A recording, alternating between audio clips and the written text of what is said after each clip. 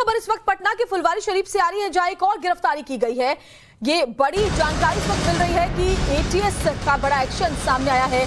PFI खुलासा मामले में अब तक 4 गिरफ्तार कुल किए जा चुके हैं। गिरफ्तार आरोपियों से पूछताछ भी चल रही है। तो फुलवारी शरीफ का अहमद पैलेस, जिसमें प्लानिंग बकायदा की जा रही थी 2047 तक भारत को इस्लामिक स्टेट बनाने की, और इसके लिए बकायदा ट्रेनिंग भी दी जा रही थी। अब बड़ी जानकारी ये मिल रही है कि इस मामले में एक और गिरफ्तारी हुई है। अब तक 4 लोग गिरफ्तार किए जा चुके हैं। थाने में गिरफ्तार आरोपी से पूछताछ चल रही है। उससे जानकारी हासिल की जा रही है कि आखिर और कौन कौन से राज्यों से कनेक्शन जुड़ा हुआ है इस पूरे मामले का। क्या टेरर फंडिंग का भी ये मामला है? कहां से फंडिंग आती थी जिसके जरिए ट्रेनिंग आतंक की बकायदा यहां पर दी जा रही थी? साथ ही प्रधानमंत्री नरेंद्र मोदी का जो 12 तारीख का दौरा था पटना का, उस दौरान भी गड़बड़ी फैलाने की पूरी ये साजिश रची गई थी। तो ये बड़ी खबर आपको बता दें, फुलवारी शरीफ पटना से जो पीएफआई मामला है, उस मामले में बड़ी जानकारी ये मिल रही है कि एक और गिरफ्तारी कर ली गई है। 4 को गिरफ्तार किए जा चुके हैं। गिरफ्तार आरोपी से पूछताछ इस वक्त फुलवारी शरीफ थाने में चल रही है।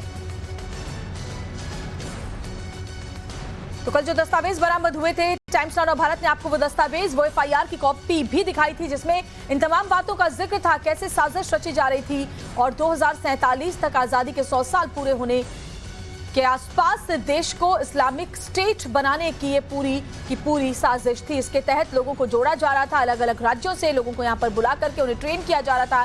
पैम्फलेट्स भी छपवाए गए थे जिसमें लिखा हुआ था कि आप अल्लाह को क्या मुंह दिखाओगे अगर आप अभी खामोश रहोगे, और ऐसी उकसाने वाली बातें उसमें लिखी गई थी। युवाओं को बरगलाया जा रहा था, उन्हें बकायदा शस्त्र की ट्रेनिंग भी दी जा रही थी, कैसे वो चाकू से वार कर सकते हैं, तलवार से हमला कर सकते हैं, ये सब कुछ सिखाया जा रहा था। प्रधानमंत्री का जो हालिया दौरा था पटना का, उस दरमियान भी गड़बड़ी फैलाने की पूरी साजिश थी। इसके लिए एक भीड़ भी इकट्ठी हुई थी, लेकिन उससे पहले ही जो खुलासा है वो पुलिस के सामने हो गया और ये बड़ी अनहोनी टल गई।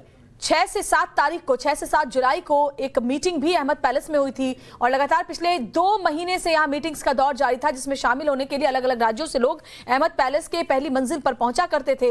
हालांकि फुलवारी शरीफ के जो आसपास के रहने वाले लोग हैं, वो ऐसी किसी भी संदिग्ध गतिविधि की आशंका से इनकार कर रहे हैं। उनका कहना है कि ऐसा कुछ भी संदिग्ध यहाँ पर नहीं था। लेकिन सवाल यह है कि अगर संदिग्ध नहीं था तो फिर जो दस्तावेज बरामद हुए हैं, जो चीजें बरामद हुई हैं, उसका लिंक आखिर कैसे जुड़ता हुआ नजर आता है? पीएफआई के कुछ डॉक्यूमेंट्स, कुछ किताबें भी वहां पर मिली थी, और यह भी लिखा हुआ था कि पीएफआई के अगर आप प्लान पर चलेंगे तो इस्लामिक स्टेट बनने से कोई नहीं रोक सकता है हिंदुस्तान को।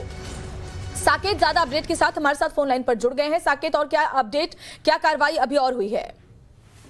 देखिए, अभी एक और गिरफ्तारी इसमें हुई है। फुलवारी शरीफ का जो मामला था, जो खुलासा हुआ, उसके बाद एटीएस की टीम ने एक और व्यक्ति को गिरफ्तार किया। यानी ये 4थी गिरफ्तारी है इस मामले में, जिसकी आधिकारिक पुष्टि पुलिस ने की है। यानी 3 जो गिरफ्तारी थी वो पहले हो चुकी थी, और 4थी गिरफ्तारी आज की गई है। यानी कि लगातार जिस तरह से ये मामला सामने जब से आया है, जो पुलिस की दबिश है वो अलग अलग इलाकों में दी जा रही है, और जो लोग पकड़े गए हैं उनसे पूरी जानकारी ली जा रही है। उनके साथ जो इंट्रोगेशन हो रहा है उसमें जो जानकारी पुलिस को मिल रही है, उस आधार पर पुलिस छापेमारी कर रही है। पटना के अलग अलग जगहों पर, चाहे वो सब्जी बाग का इलाका हो, फुलवारी शरीफ का इलाका हो, राजा बाजार का इलाका हो, इन तमाम जगहों पर पुलिस का इन्वेस्टिगेशन चल रहा है, और एक एक करके तमाम ऐसे नाम जो इसमें शामिल थे उनको खंगालने की कोशिश है।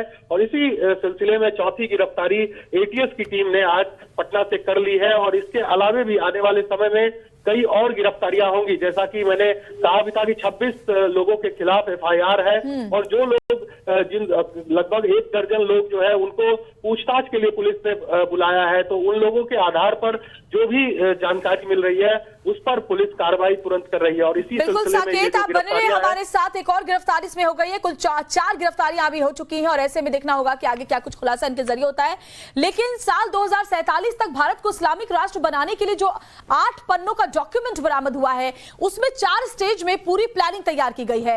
इस खौफनाक साजिश के पन्नों में वो क्या 4 स्टेज है, वो हम आपको देखिए ग्राफिक्स के जरिए समझाने की कोशिश करते हैं। तो जो पहला चरण है, पीएफआई से मुसलमानों को, देश भर के मुसलमानों को जोड़ना पॉपुलर फ्रंट ऑफ इंडिया के साथ। पहले चरण के तहत नई भर्तियां, हथियार चलाने की ट्रेनिंग, जो इस वक्त फुलवारी शरीफ में चल भी रहा था। हिंसा से बहुसंख्यकों को डराना, यह भी पहले चरण के अंतर्गत ही आता है। देखिए 4 स्टेज बाकायदा बनाए गए थे, जिसमें तैयारी की गई थी कि कैसे 2047 तक इस्लामिक स्टेट बनाना है हिंदुस्तान को।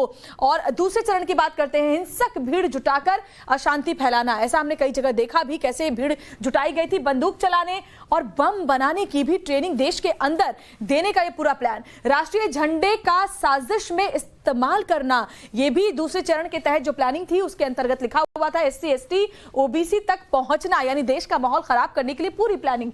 विदेशी मुस्लिम देशों से फंडिंग, क्योंकि जब आप आतंक की ट्रेनिंग देंगे तो आपको पैसा चाहिए, और ऐसे में टेरर फंडिंग भी दूसरे चरण के अंतर्गत आता है। तो कुल 4 स्टेज थे। कौन कौन से स्टेज में क्या क्या बातें थी वो हम आपको बताते हैं। तीसरा चरण देखिए, SC ST OBC का चुनाव में इस्तेमाल करना, यह भी तीसरे चरण के अंदर प्लानिंग थी। इसके अलावा 50% मुस्लिम प्लस 10% OBC को साधना, अपने साथ लाना और देश के खिलाफ पूरा माहौल बनाना, देश की विरोधी गतिविधियों में संलिप्त होना।